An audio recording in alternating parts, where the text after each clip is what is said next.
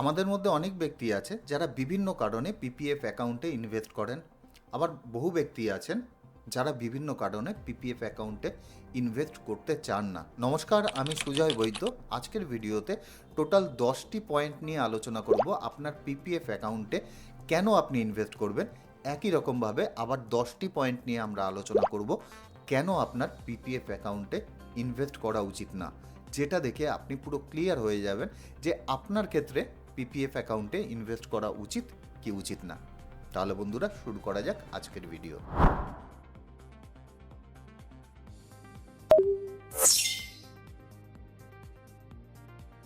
PPF অ্যাকাউন্টে কিন্তু 110% আমরা বলতে পারি কোনো ধরনের কোনো রিস্ক ফ্রি একটা ইনভেস্টমেন্ট। 100% গভর্নমেন্ট ব্যাকআপ থাকে। এছাড়াও কোর্টও পর্যন্ত চায় না যে পিপিএফ অ্যাকাউন্ট থেকে আপনার কোনো ধরনের কোনো টাকা তোলা হোক, সে আপনি যে ধরনের সমস্যায় পড়ুন না কেন।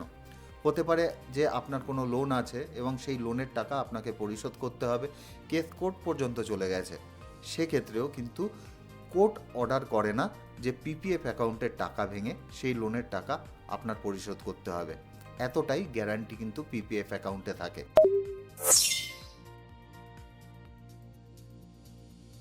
2 নম্বর হলো ট্রিপল ট্যাক্স বেনিফিট। আমরা প্রত্যেকেই জানি যে পিপিএফ অ্যাকাউন্ট এক্সেম্পট ক্যাটাগরিতে পড়ে, অর্থাৎ যে টাকা আমরা ইনভেস্ট করি সেই টাকাও আমাদের পুরোপুরি রকমভাবে ট্যাক্স ফ্রি, সেখান থেকে যে ইন্টারেস্ট পাই সেটাও আমাদের পুরোপুরি রকমভাবে ট্যাক্স ফ্রি। একই রকমভাবে যে টাকা ম্যাচিওরিটি আমাদের কাছে আসে সেটাও কিন্তু পুরোপুরি রকমভাবে ট্যাক্স ফ্রি ইনকাম। সুতরাং যেসব ব্যক্তিদের ট্যাক্স পেমেন্ট করতে হয় তাদের জন্য পিপিএফ অ্যাকাউন্ট কিন্তু একটা গোল্ডেন অপরচুনিটি। আজকাল নিউ রেজিম আসার পর দেখা যায় যে ইনভেস্টমেন্টের উপর যে 80 ডিডাকশন পেতাম সেটা আমরা ম্যাক্সিমাম লোকই নিই না, কিন্তু তারপরেও যে ইন্টারেস্ট আমরা পাই সেটা ট্যাক্স ফ্রি হয়। এর সাথে সাথে বলবো যে আপনি যদি দেখা গেল যে 30% ট্যাক্স ব্র্যাকেটের মধ্যে পড়েন, এবার প্রতি বছর কোনো কারণে আপনার দেখা গেল 1,00,000 টাকা পিপিএফ অ্যাকাউন্ট থেকে একটা ইন্টারেস্ট আসে, সেক্ষেত্রে কিন্তু ওই 1,00,000 টাকার উপর 30,000 টাকা আপনার গভর্নমেন্টকে দিয়ে দেওয়ার কথা ছিল ট্যাক্স হিসাবে, সেই টাকা কিন্তু আপনাকে দিতে হলো না। সুতরাং 80 ডিডাকশানের কথা সবসময় ভাববেন না, ইন্টারেস্টটাও যে আপনি ট্যাক্স ফ্রি পাচ্ছেন সেই দিকেও কিন্তু আপনার নজর রাখতে হবে।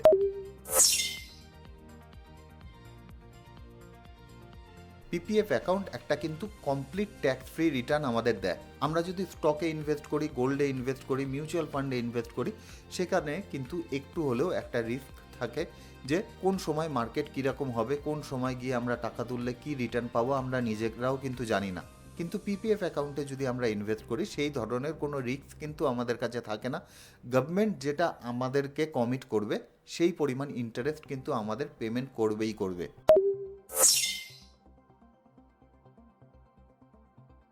4 নম্বর হলো power of compounding. PPF account যেহেতু একটা লং টার্ম ইনভেস্টমেন্ট, সুতরাং সেখানে কিন্তু কম্পাউন্ডিংয়ের একটা সুযোগ আমরা পাই, অর্থাৎ প্রতি বছর যে টাকা ইন্টারেস্ট হিসাবে আমরা পাই সেটা কিন্তু আমাদের আসলের সাথে যোগ হয়ে যায় এবং পরের বছর সেই যে আসল আমাদের অ্যাকিউমুলেট হলো তার উপর ইন্টারেস্ট আমরা পাই। উদাহরণ হিসাবে বলি, ধরে নিলাম প্রথম বছর আপনি 1,00,000 টাকা জমা করেছেন এবং 7,000 টাকা আপনি ইন্টারেস্ট পেয়েছেন। পরের বছর যখন হবে তখন কিন্তু আপনার টোটাল আসল যেটা সেটা কিন্তু 1,07,000 টাকা হয়ে যাবে এবং 1,07,000-এর উপর আপনি ইন্টারেস্ট পাবেন। এইভাবে কিন্তু প্রতি বছর ইন্টারেস্ট আপনার আসলের সাথে যোগ হবে এবং সেই আসলের উপর আপনি ইন্টারেস্ট পেতে থাকবেন।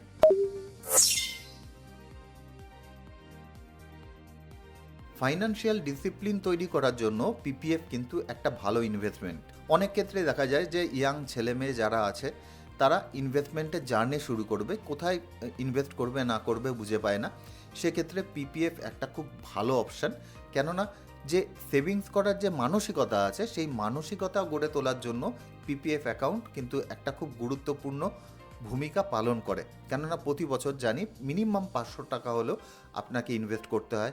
এছাড়া কেউ চাইলে কিন্তু প্রতি মাসে একটা টাকা পিপিএফে ইনভেস্ট করতে পারে। এখন আপনি যদি প্রতি মাসে একটা টাকা পিপিএফে ইনভেস্ট করতে চান, সেক্ষেত্রে একটা ডিসিপ্লিন কিন্তু আপনার গড়ে উঠবে এবং এই ডিসিপ্লিন কিন্তু ভবিষ্যতে আপনার ইনভেস্টমেন্টের জার্নি সামনের দিকে নিয়ে যাওয়ার ক্ষেত্রে কার্যকরী ভূমিকা পালন করবে।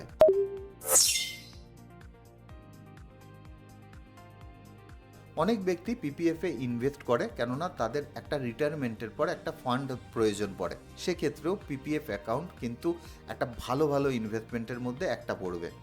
কেননা পিপিএফ অ্যাকাউন্ট প্রথমত 15 বছর আপনার লকিং পিরিয়ড থাকে, এরপরেও আপনি চাইলে কিন্তু 15 বছর পরে 5 বছর করে আপনি চাইলে বাড়াতে পারেন, উইথ কন্ট্রিবিউশন বাড়াতে পারেন, উইদাউট কন্ট্রিবিউশন বাড়াতে পারেন। এখন যেহেতু লং টার্ম আপনি এই পিপিএফ অ্যাকাউন্টকে চালাতে পারেন এবং কম্পাউন্ডিংয়ের সুবিধাও আপনি পান সেখান থেকে, সুতরাং এটা কিন্তু আপনার রিটায়ারমেন্টের জন্য একটা ভালো ফান্ড তৈরি করে দিতে পারে।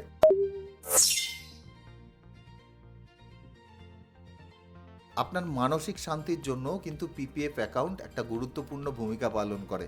অনেক সময় দেখি 5 বছর, 8 বছর অথবা 10 বছর পর পরও একবার হলেও একটা মার্কেটে বড় ক্র্যাশ আসে। আমরা 2008-এ দেখেছিলাম মারাত্মকভাবে মার্কেট পড়তে, কোভিডের সময় আমরা দেখেছিলাম মার্কেট মারাত্মক রকমভাবে পড়তে। তা এই ধরনের পজিশনে অনেক ব্যক্তি প্যানিক করে বসে। এক্ষেত্রে আপনার যদি পিপিএফ অ্যাকাউন্টে টাকা ইনভেস্ট করা থাকে, আপনার কিন্তু প্যানিকের কোনো কারণ থাকে না, কেননা এটা পুরোপুরি রকমভাবে একটা গভর্নমেন্ট ব্যাক ইনভেস্টমেন্ট। এর সাথে সাথেও যে ইন্টারেস্ট আপনাকে কমিট করা হয় সেটা আপনি 100% পাবেন।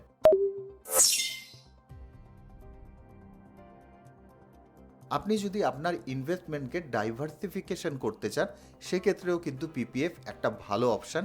কেননা দেখা গেল যে আপনি আপনার টাকা 100% টাকা ধরে নিলাম যে মার্কেটে ইনভেস্ট করছেন, এবার মার্কেট কোনো কারণে যদি দেখা গেল ক্র্যাশ করলো, সেই টাইমে আপনার টাকার প্রয়োজন পড়লে আর একটা ফান্ড থাকা প্রয়োজন যেটা কিন্তু সিকিওর হবে। সেক্ষেত্রে পিপিএফ অ্যাকাউন্ট কিন্তু আপনাকে সাহায্য করতে পারে। এখন অনেকের মনে হতে পারে যে পিপিএফ অ্যাকাউন্টে তো আপনি টাকা ইনভেস্ট করলে তুলতেই পারবো না। এটা কিন্তু একেবারেই নয়। প্রথমত 15 বছর হয়ে যাওয়ার পর আপনি চাইলে কিন্তু পিপিএফ অ্যাকাউন্ট থেকে টাকা তুলতে পারবেন। এছাড়া তার আগেও যদি আপনি টাকা তুলতে চান, সেক্ষেত্রে আপনি লোনের অপশান পাবেন। এছাড়া প্রিম্যাচিওর উইথড্রলেরও কিন্তু অপশান পাবেন। আপনারা চাইলে আমাদের চ্যানেলে এ সম্পর্কে ডিটেল ভিডিও রয়েছে, আপনারা চাইলে দেখে নিতে পারেন। পিপিএফ প্লে লিস্টেও আপনি পেয়ে যাবেন। এছাড়া আমি চেষ্টা করব ডেসক্রিপশন বক্সেও লিঙ্ক দিয়ে দেওয়ার।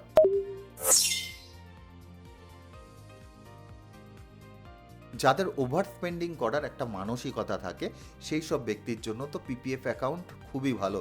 কেননা 15 বছরের যেহেতু লকিং পিরিয়ড থাকে এবং পিপিএফ অ্যাকাউন্ট থেকে আমি যখন চাইবো আমার এটিএম কার্ড থেকে অথবা দেখা গেল ইউপিআই থেকে আমি খরচা করতে পারবো না।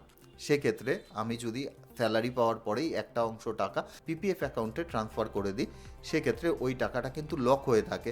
সুতরাং আমাদের ওভার স্পেন্ডিং করার যে মানসিকতা আছে, সেই মানসিকতাও কিন্তু অনেকটা কমে আসে।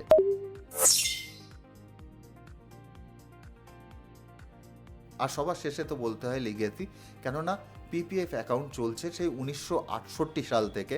আমাদের দেখা যাবে যে বাবা দাদু সবাই কিন্তু এই পিপিএফ অ্যাকাউন্টে ইনভেস্ট করেছে। সুতরাং ট্রাস্টেরও কোনো ধরনের ইস্যু তো থাকেই না। তার সাথে সাথে যেহেতু দেখা যাবে যে আগের জেনারেশনও এখানে ইনভেস্ট করেছে, আমরা কিন্তু সহজেই সেই ইনভেস্টমেন্টের উপর আকৃষ্ট হতে পারি এবং কোনো ধরনের কোনো চিন্তা ছাড়াই আমরা সেখানে ইনভেস্ট করতে পারি। এ তো গেল সুবিধা, কিন্তু সামান্য কিছু অসুবিধা অবশ্যই আছে। এখন আমরা আলোচনা করব যে 10টি অসুবিধা যা পিপিএফ অ্যাকাউন্টে থাকে। ম্যাক্সিমামকে আমরা ইগনোর চাইলেও করতে পারি, কিন্তু তারপরেও আপনাদের জেনে রাখা প্রয়োজন কী কী অসুবিধা আপনারা ফেস করতে পারেন। তারপরে অবশ্যই ডিসিশন নেবেন পিপিএফ অ্যাকাউন্টে আপনি ইনভেস্ট করবেন কি করবেন না।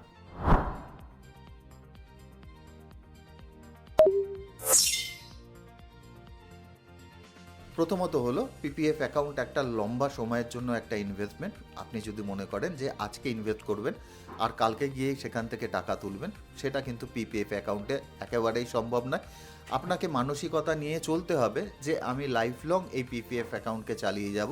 তারপরে যদি কোনো কারণে আপনি বাধ্য হন যে পিপিএফ অ্যাকাউন্ট থেকে টাকা তোলার, সেক্ষেত্রে তো 3 বছর পরে আপনি একটা অপশান পাবেন, যে সম্পর্কে আমরা আগে আলোচনা করেছি। কিন্তু আপনি যদি লং টার্মের মানসিকতা নিয়ে না চলতে পারেন, সেক্ষেত্রে পিপিএফ কিন্তু আপনার জন্য নয়।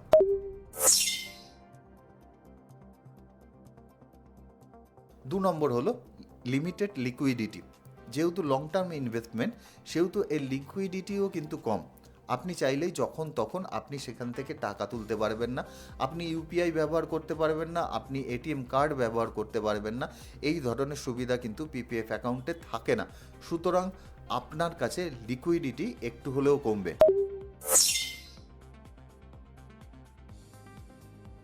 পিপিএফ অ্যাকাউন্টের এখন যে ইন্টারেস্ট রেট আছে সেটা 7.1%, কিন্তু বেশ কিছু ক্ষেত্রে আমরা দেখি যে মূল্য বৃদ্ধির হার সেটা কিন্তু 7.1%-এর থেকেও অনেক বেশি অনেক ক্ষেত্রে হয়ে যায়, বিশেষ করে এডুকেশন সেক্টরে।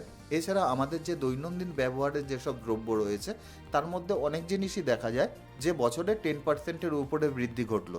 সেসব ক্ষেত্রে যে 7.1% যে ইন্টারেস্ট রেট আমরা পাচ্ছি সেটা কিন্তু কম্পেয়ার করলে অনেক ক্ষেত্রে কম মনে হতে পারে।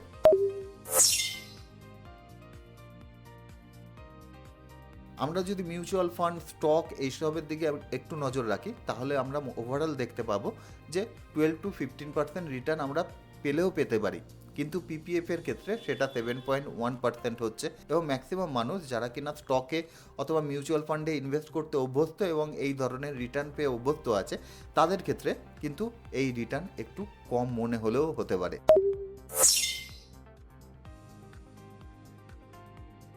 পিপিএফ এর যে অ্যানুয়াল ইনভেস্টমেন্ট লিমিট রয়েছে সেটা কিন্তু বছরে 1.5 লক্ষ টাকা আছে।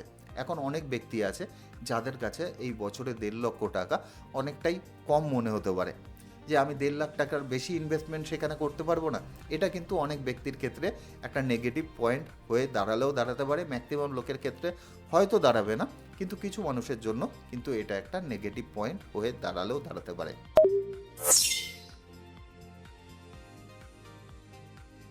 ইন্টারেস্ট রেট কিন্তু পুরো 15 বছরের জন্য ফিক্স থাকে না। আমরা যদি দেখি বেশ কিছু বছর ধরে 7.1% ইন্টারেস্ট রেট কিন্তু আছে, কিন্তু তার মানে এটা নয় যে সারা জীবনই 7.1% ইন্টারেস্ট রেট থাকবে। সেটা কিন্তু গভর্নমেন্ট চাইলে কমাতেও পারে, আবার বাড়াতেও পারে। এটা সময়ের উপর ডিপেন্ড করে। প্রতি 3 মাস অন্তর অন্তর গভর্নমেন্ট রিভিউ করে এবং তারপরে ডিসিশন নেয় যে এর পরের কোয়ার্টারগুলোতে কী ধরনের ইন্টারেস্ট রেট থাকবে।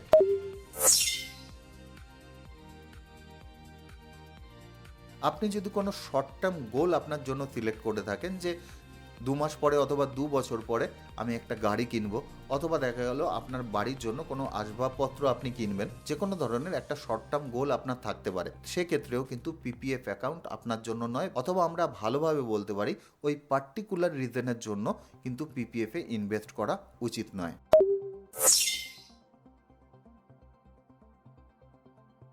লোন অথবা পার্শিয়াল উইথড্র করার অপশান আমরা কিন্তু পিপিএফ অ্যাকাউন্টে পাই। তারপরেও এই লোন অথবা পার্শিয়াল উইথড্র করার জন্য কিন্তু দেখতে পারি বেশ কিছু টার্মস কন্ডিশন আমাদের কাছে থাকে। এই টার্মস কন্ডিশন পূরণ করলে তবেই কিন্তু আমরা পিপিএফ অ্যাকাউন্ট থেকে লোন অথবা পার্শিয়াল উইথড্র করতে পারি। যদি জানতে চান কী ধরনের কন্ডিশন দেওয়া থাকে তাহলে ডিসক্রিপশানে দেওয়া ভিডিও দেখে নেবেন, তাহলেই কিন্তু বুঝে যাবেন। যাই হোক, বেশ কিছু কন্ডিশন আমাদের কাছে কিন্তু থাকে এই পিপিএফ থেকে লোন অথবা পার্শিয়াল উইথড্র করার। সুতরাং আমরা যখনই চাইব পিপিএফ অ্যাকাউন্ট থেকে কিন্তু লোন তুলতে পারবো না।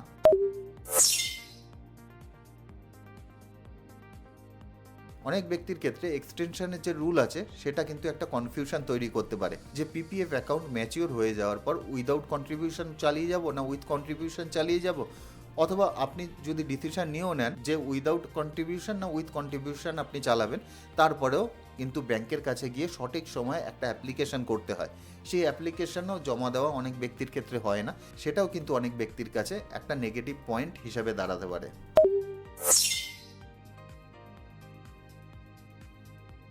আপনি পিপিএফ অ্যাকাউন্টে ইনভেস্ট করা শুরু করলেন, ইনভেস্ট করার পর দেখা গেল কোনো ধরনের কোনো অপরচুনিটি আপনার কাছে এসছে যেটা কিনা অনেক বেটার ইনভেস্টমেন্ট আপনার কাছে হতে পারে সেটা নিজের উপর ইনভেস্ট করা, অথবা দেখা গেল যে আপনি একটা ভালো জমি পেয়েছেন যেখানে আপনি ইনভেস্ট করতে পারতেন।